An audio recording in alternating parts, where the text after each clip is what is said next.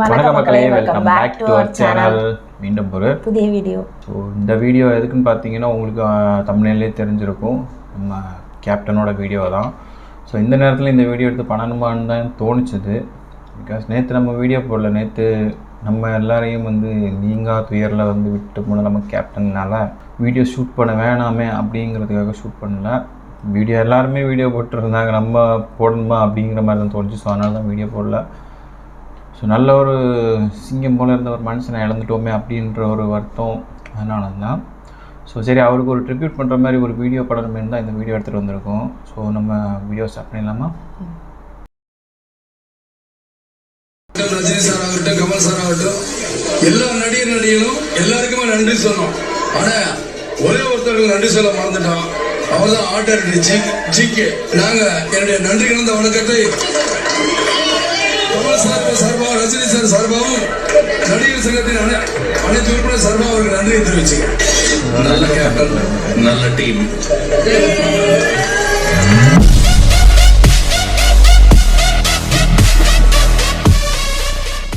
Vijayakanth sir ரொம்ப நல்லவர்னு இப்போ இவ்வளோ பேர் சப்போர்ட் பண்ணாலும் அவர் அரசியலில் இருந்த டைமில் யாரும் பண்ணலை. ஏன்னா அவரை நிறைய டிவி சேனல்ஸ் தப்பாக போர்ட்ரேட் பண்ணது தான்.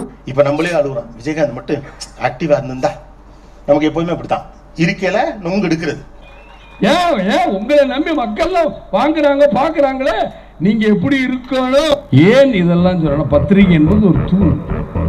ஆனா அந்த தூண் இன்னைக்கு ஆளுங்கட்சிக்கு பெரிய கேரளா ஜால்ரா ஜிங் சக் ஜிங் சக் ஜிங் சக் ஜிங் சக் ஜிங் சக். என்ன பயம், கழுத்து கத்தியா வந்துடும்.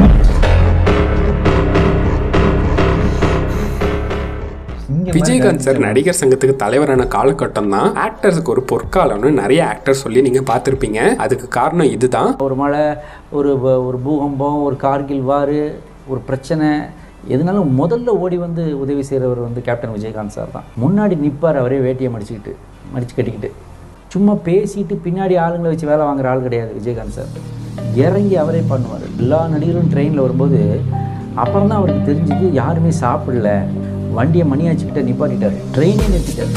அப்போ செல்ஃபோன் கூட கிடையாது. லேண்ட்லைனில் யாராவது ஃபோன் பண்ணி இம்மீடியட்டாக அங்கேயே ஒரு பஃபே சிஸ்டம் ரெடி பண்ணார் மணியாச்சு ஸ்டேஷன்லேயே. அப்போ என் வீட்டுக்கு ஒரு 10 பேர் வந்தாங்க மிரட்டுறதுக்கு. நான் ஒரு ஃபோன் பண்ணேன் விஜயகாந்த் சார், சார் இந்த மாதிரி வீட்டில் இந்த மாதிரி அந்த ஃபோனை ஸ்விட்ச் ஆஃப் பண்ணி தூங்குங்க அப்படின்னு சொல்லிட்டு அனுப்புனாங்களே அந்த ப்ரொடியூசர், அவங்க ஃபோனை போட்டு இனிமேல் அது ஷாம் பிரச்சனை இல்லை, அது ஏன் பிரச்சனை. எல்லாருக்கும் அப்போ பொட்டின சாப்பாடு சாதம் போட்டுக்கிட்டு இருப்பாங்க எல்லாரும். முதல் இலை போட்டு சோறு போடணும் கொண்டு வந்தது அது நான் தான். அதில் சொல்லிக்கிற கௌரவமாக இருந்தாலும் சரி, திமிருன்னு நினச்சாலும் சரி, நான் என்ன சாப்பிட்றேன் அதுதான் எல்லாரும் சாப்பிடணும். நான் கூல்ட்ரிங்க் சாப்பிட்டாலும் எல்லாரும் கூல்ட்ரிங்க் சாப்பிடணும், நான் இளநீர் சாப்பிட்டாலும் சாப்பிடணும், நான் சூப் சாப்பிட்டாலும் சாப்பிடணும், நான் மட்டன் சாப்பிட்டாலும் சாப்பிடணும், நான் என்வி என்ன சாப்பிடணும் எல்லாத்தையும்.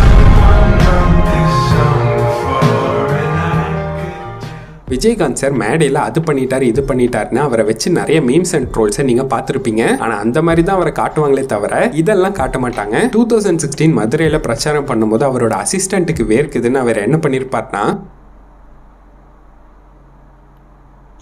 விசிறி விடுறாரு. சார் என்ன ஒரு மனசுங்க, அவங்களுக்கு இருக்குது அப்படின்னு. சார்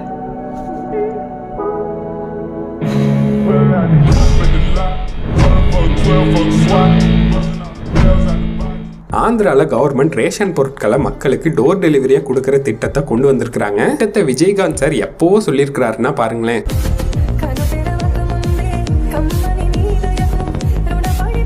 வீடு புகுந்து ரேஷன் பொருட்கள் வரும்னு இன்னும் எல்லாரும் கிண்டல் அடிச்சுக்கிறையே.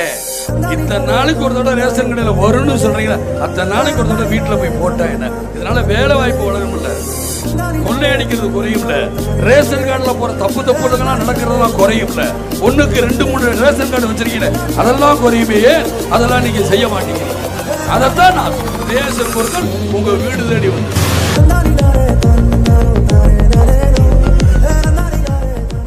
2016 2003 தீபங்கிற ஒரு யூகே பேஸ்ட் தமிழ் சேனல்ல ஒரு பேட்டி கொடுத்துட்டு இருக்கும் போது ஒரு காலர் ஏன் நீங்க இப்ப வரைக்கும் உங்க பிறந்த நாளை கொண்டாடுறது இல்லைன்னு விஜயகாந்த் சார் கிட்ட கேட்டாங்க.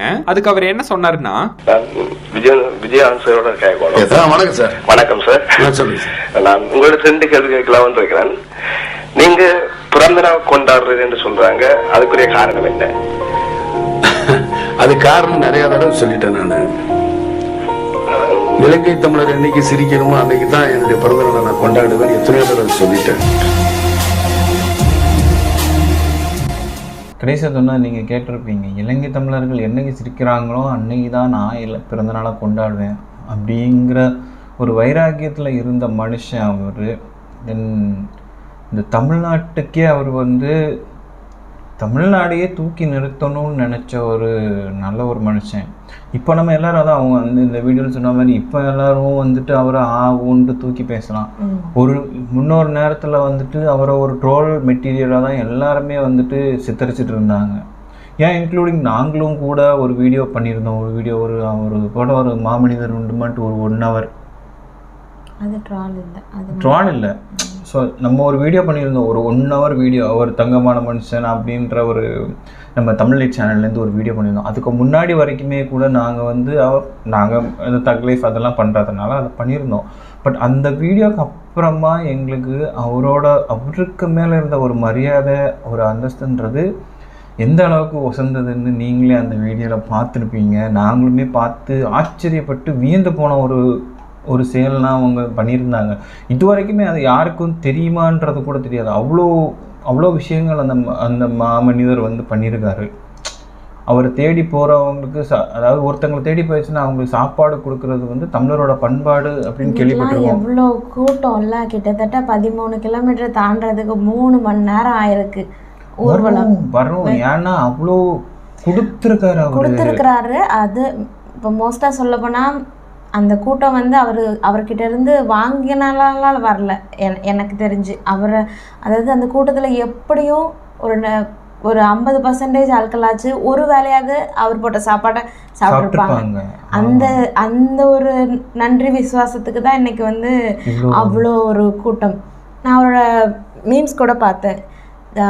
எம்ஜிஆர், ஜெயலலிதா அம்மா இவங்களுக்கெல்லாம் வந்த கூட்டம் மாதிரி அடுத்தது ஒரு தலைவருக்குன்னு இவ்வளோ பெரிய கூட்டம் வந்தது வந்து இப்போ ரீசன்ட்ல வந்து விஜயகாந்த் சாருக்கு தான் வந்து இவ்வளோ பெரிய கூட்டம் வந்திருக்கு. அந்த அளவுக்கு மக்களை வந்து சம்பாதிச்சு வச்சிருக்கிறாரு. அவர் வந்து மக்கள் உள்ளத்தை வந்து சம்பாதிச்சு வச்சிருக்கிறாரு. அவர் வந்து இல்லை இன்னொரு பொதுக்கூட்டத்தில் வந்து என்னையா பெரிய காசுக்குன்னு நீங்க என்ன போகும்போது அண்ணா கூடிய வரைக்கும் அத்துட்டு தான் விடுவாங்க. நான் உங்க இவ்வளவு பேர் உள்ளத்தை சம்பாதிச்சிருக்கேன், ஒரு ரூபாய் கஞ்சி ஊத்த மாட்டீங்களா, ஒரு ரூபாய் சாப்பாடு போட மாட்டீங்களா அப்படின்னு அந்த மனுஷன் வந்து அந்த ஸ்டேஜில் கேட்டது வந்து உள்ளுக்குள்ள அவ்வளோ ஒரு நெருடலை ஏற்படுத்துது. அதாவது காசுக்காக வாழ்ந்தவங்களை விட மனுஷங்களோட நேர்மை நியாயத்துக்காக வாழ்ந்த ஒரு மனுஷன் அந்த ஒரு மாமனிதருக்கு இந்த நிலைமைன்றது எல்லாரும். இப்போ கோபிநாத் அண்ணா சொன்ன மாதிரி இப்போ சொல்கிறோம் விஜயகாந்த் சார் வந்து இப்படி சொல்கிறோம் வந்து சிஎம்மா இருந்திருந்தா எல்லாருக்கும் நல்லதெல்லாம் செஞ்சுருப்பாங்க. இருக்க விடலையே. அதான் மக்களை பொறுத்த வரைக்கும் நல்லவங்களை அருமை தெரியாது, இருக்கிற வரைக்கும் அவங்களோட அருமை தெரியாது. அவங்கள வாழ விட மாட்டோம். அவங்க போனதுக்கப்புறம் அவங்க போயிட்டாங்களே அப்படின்ட்டு வருத்தப்படுவோம் மக்கள் எல்லாரும். அதைத்தான் நம்ம பண்ணுற முட்டாள்தனத்தின் உச்சகட்டம். ஸோ எனிவேஸ் ரொம்ப சோகமாக என்ன சொல்கிறது, இப்படி ஒரு மாமனிதரை இழந்த ஒரு சோகத்தோடு இந்த வீடியோவை நாங்கள் நிறைவு பண்ணுறோம். வணக்கம்.